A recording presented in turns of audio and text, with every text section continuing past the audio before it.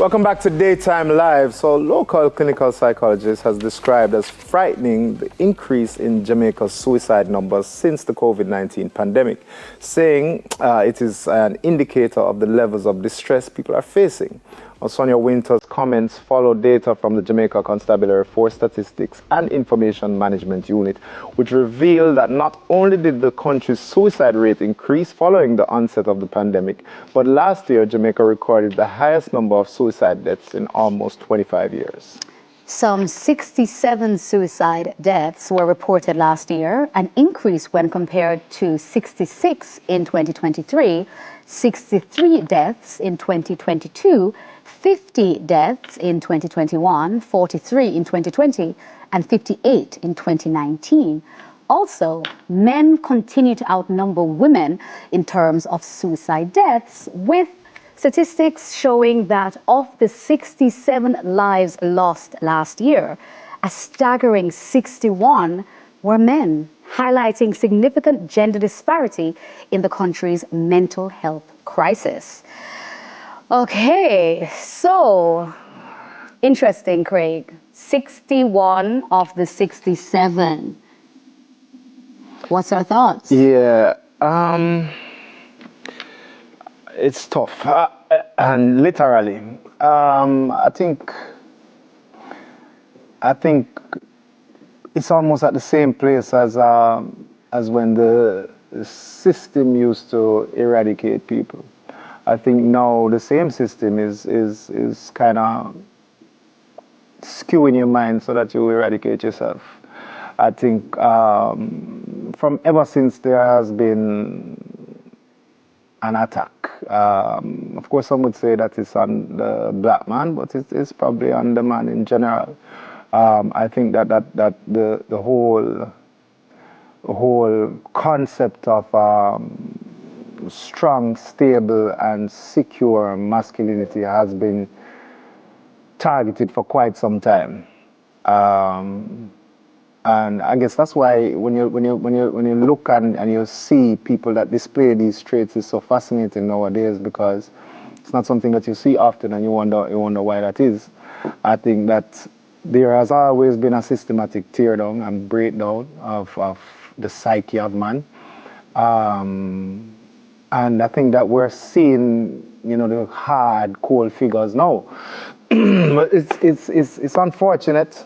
Because I had this discussion about yesterday, actually. I had this discussion with a couple of brethren of mine, because I have a lot of discussions and powwows and some little, link up and drink up sessions with brethren of mine, and we talk about these things often. And we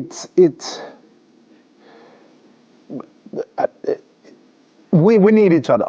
I don't know how else to say it other than that. We have a unique burden to bear that we must walk with, and we must walk with in silence. And it is good to understand that there are ones out there that have walked the exact path as you, that are probably further along it than you are, maybe further behind it than you are, maybe at the same place than you, as you. That can help you plot the points, with which to navigate this path. And it's I don't know how else to say it. It's of the utmost importance. I think that mental health is something that I am happy that we're further ahead now in talking about it and trying to have these spaces than we used to be, for sure. So we're doing a good job in at least addressing that. Men in particular need an outlet. I feel that that's something that women have. They say that women, the very thing that people look down on women for is the very thing that saves a woman's life. What do I mean? We're gonna talk. We're gonna call, we're gonna gather together. They say like, woman love chatting, or woman love get together and just kick it, whatever. And that's the very thing that they say is what adds years to the lifespan of women. If you have a good circle and you guys meet up often, it says it adds 10 years to your life expectancy.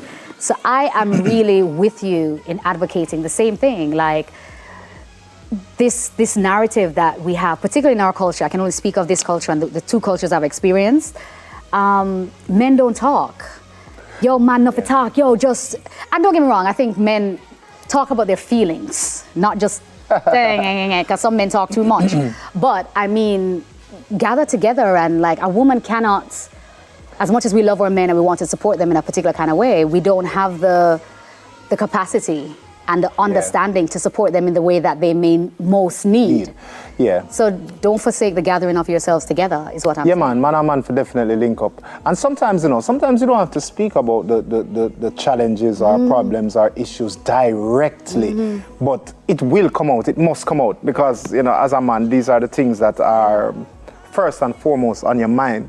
So they will come out in conversation, regardless of how. Sometimes it might be not joke, you know. Sometimes, like, if you listen to Workman Pan side, man, you know, joke too much. What am I saying? Love joke for serious. No, man, but it's important. But it's important as well, you know. You know, just as important as labor is your refreshment and your relaxation and your release. Facts. You know, these things are important. So, I mean, it's a thing, and it's important that you have some kind of fraternity, some kind of bridging where you can link up with and reason out things. Because every problem you can fix by yourself. Facts. And you know what I would say outside of that as well? Like, men, join a club. What I mean? Join a run club. So you have other men in a run club. So even if you don't have, because sometimes people find it easy to talk to other people. Join a run club. Join a pickleball. Fraternity. Join a gym, but sometimes gym man are like gym unna talk and the gym you know, join a club. Join something that men gather of themselves together. Yeah, just interact with each other, and because I've never seen a man really try to tear down another man, you know. So you will always get encouragement. You will always get that like motivation from your fellow brother. So you know, interact with each other. Even at the gym where you not talk, you will see examples of what you have to do. Yeah, I like that.